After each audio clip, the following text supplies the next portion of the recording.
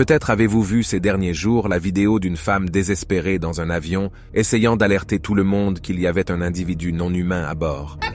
Back there is not real. Cette vidéo est vraiment intrigante.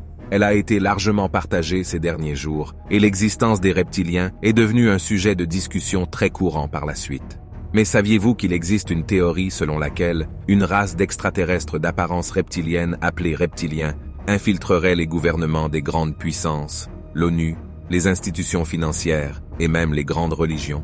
Une enquête menée aux États-Unis a montré qu'environ 13 millions d'Américains le croient et que des personnes comme Angelina Jolie, Beyoncé, la reine Elisabeth, Barack Obama, Brad Pitt, Lady Gaga, entre autres, sont en fait des reptiliens déguisés. Selon cette théorie, les reptiliens peuvent imiter parfaitement l'apparence humaine, mais ils auraient une peau de lézard et des yeux à pupilles verticales. Ces caractéristiques seraient la principale indication de leur présence parmi nous. En plus, ils auraient une faible pression sanguine, des sens aiguisés et même la capacité d'affecter les appareils électriques. Mais après tout, d'où vient cette théorie? Que dit la Bible à ce sujet? Dans la vidéo d'aujourd'hui, je vais tout vous expliquer sur les reptiliens. Mais avant de commencer, j'ai quelque chose à vous dire. Malheureusement, des sujets importants comme celui-ci que nous traitons sur cette chaîne ne sont pas le type de contenu que YouTube a l'habitude de divulguer. Alors s'il vous plaît, aidez-nous et partagez cette vidéo avec vos amis et votre famille sur WhatsApp, Facebook et sur tous vos réseaux sociaux. Si vous voulez que ces informations atteignent le plus grand nombre de personnes, vous pouvez faire ça par un simple geste de cliquer sur le bouton like maintenant. À la fin, si vous pouvez laisser un commentaire, aussi court qu'il soit, que ce soit un simple merci, ça nous aide déjà énormément. N'oubliez pas de vous abonner si vous ne l'avez pas déjà fait. Et encore une fois, un grand merci, spécialement à nos abonnés qui ont décidé de nous soutenir par le bouton rejoindre. Que Dieu bénisse chacun et chacune d'entre vous. Les histoires de reptiliens apparaissent dans de nombreuses cultures différentes. Par exemple, dans la culture védique, les histoires des Nagas. Des histoires de reptiliens ont également été trouvées dans les cultures des Incas et des Mayas.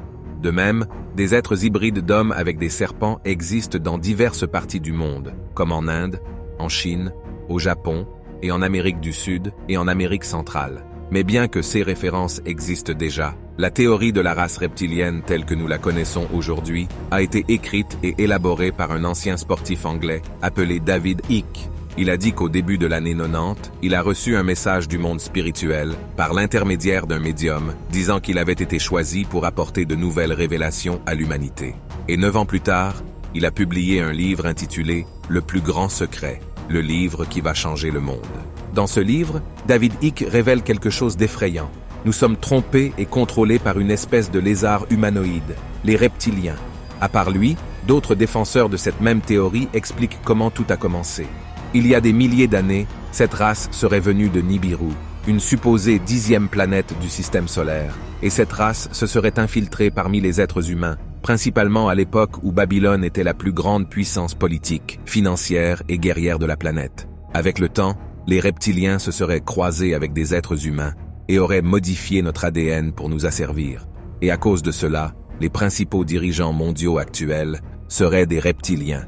Même la concentration du pouvoir dans la main de quelques élus serait prouvée par le degré de parenté entre la grande majorité des présidents américains, puisque 43 des 46 présidents américains sont apparentés, ce qui est effectivement le cas.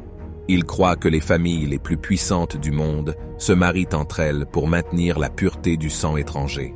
Ils pensent que même les membres de la famille royale d'Angleterre auraient cette origine, et cela expliquerait pourquoi la reine Elisabeth aurait réussi à rester au pouvoir si longtemps.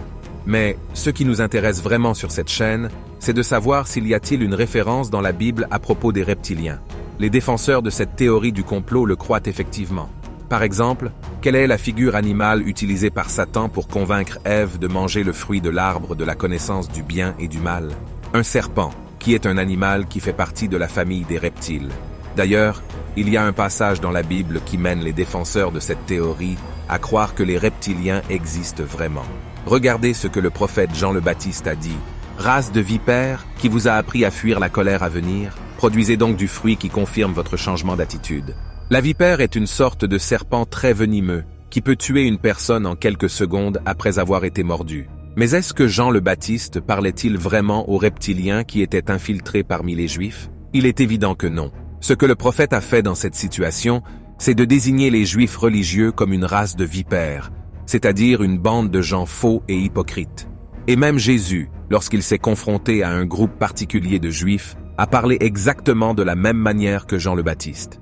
Race de vipères, comment pourriez-vous dire de bonnes choses, mauvais comme vous l'êtes? En effet, la bouche exprime ce dont le cœur est plein. C'est-à-dire que cette expression n'a pas été prononcée dans la Bible pour une quelconque race extraterrestre de reptiliens à la peau écailleuse, à la tête allongée et aux yeux de serpent. La référence aux vipères et à leur venin apparaît dans d'autres passages bibliques, et nous n'avons pas besoin d'être des maîtres en théologie pour comprendre que la parole de Dieu parle du mal en parole. Et cela devient très clair lorsque nous lisons le psaume 58, où la Bible compare la posture des méchants et des menteurs au venin du serpent. Lisons ce passage ensemble pour mieux comprendre. Vous commettez volontairement des crimes. Dans tout le pays, vous propagez la violence de vos mains. Les méchants sont pervertis dès le ventre de leur mère. Les menteurs s'égarent dès leur naissance. Ils ont un venin pareil à celui du serpent. Ils sont sourds comme la vipère qui ferme son oreille. Mais qu'en est-il du serpent dans le jardin d'Éden qui a parlé à Ève? En fait, c'est Satan lui-même qui a possédé cette bête. Et l'apôtre Jean nous l'a assuré lorsqu'il a décrit la vision qu'il a eue dans le chapitre 20 de l'Apocalypse. Regardez ce qu'il a dit. « Puis je vis un ange descendre du ciel. Il tenait à la main la clé de l'abîme et une grande chaîne. Il s'empara du dragon, le serpent ancien, qui est le diable et Satan, l'enchaîna pour 1000 ans. » Il est donc très clair que Jésus et Jean le Baptiste ne disaient pas que les pharisiens étaient des extraterrestres aux caractéristiques reptiliennes, mais qu'ils avaient les mêmes caractéristiques que Satan, qui est le père du mensonge. Ils étaient menteurs, faux, et faisaient tout pour exercer un contrôle sur les gens. Et avez-vous déjà vu un serpent venimeux s'armer pour attaquer sa proie? Il enroule son corps, lève sa tête, et l'étire autant qu'il le peut pour paraître plus grand qu'il ne l'est réellement. Et c'est exactement ce que les pharisiens ont fait. Ils étaient arrogants et attaquaient toujours avec le venin de leurs mots et de leurs jugements. Et lorsqu'il y a un feu qui brûle dans les champs ou dans la forêt, de nombreux serpents sont retrouvés morts, n'est-ce pas? Ils essaient d'échapper au feu, mais ils n'y arrivent pas. Et de la même manière, le feu de la colère de Dieu atteindra tout hypocrite et tout orgueilleux qui ne se repent pas de ses péchés, et qui devient donc l'instrument de Satan pour empoisonner les autres. Ainsi, mon cher frère et ma chère sœur, je vous conseille de ne pas perdre votre temps avec ces théories, car elles peuvent vous obséder et vous détourner de la vérité qui est contenue dans la parole de Dieu. Les personnes qui sont très friandes de théories du complot peuvent commencer à penser qu'elles sont plus intelligentes et qu'elles sont meilleures que leur entourage. Et malheureusement, mes frères et sœurs, il y a beaucoup de gens dans les églises qui vivent cette réalité. Ils passent une partie considérable de leur temps à discuter de sujets qui n'apportent rien, et ils cessent de parler de ceux qui comptent vraiment, le véritable évangile de notre Seigneur Jésus-Christ.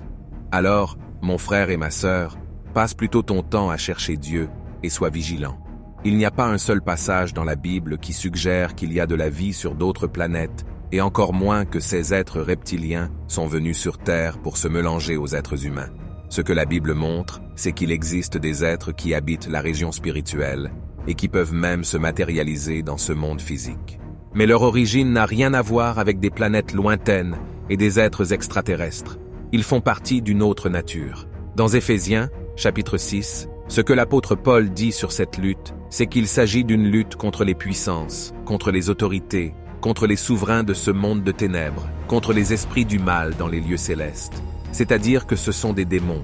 Cela signifie que ces vidéos de personnes célèbres ayant des réactions étranges sont soit des montages, ce qui est très courant de nos jours, soit des démons entrant dans leur corps. Dans la Bible, il y a plusieurs exemples de personnes qui étaient possédées par des démons et qui ont été délivrées par Jésus.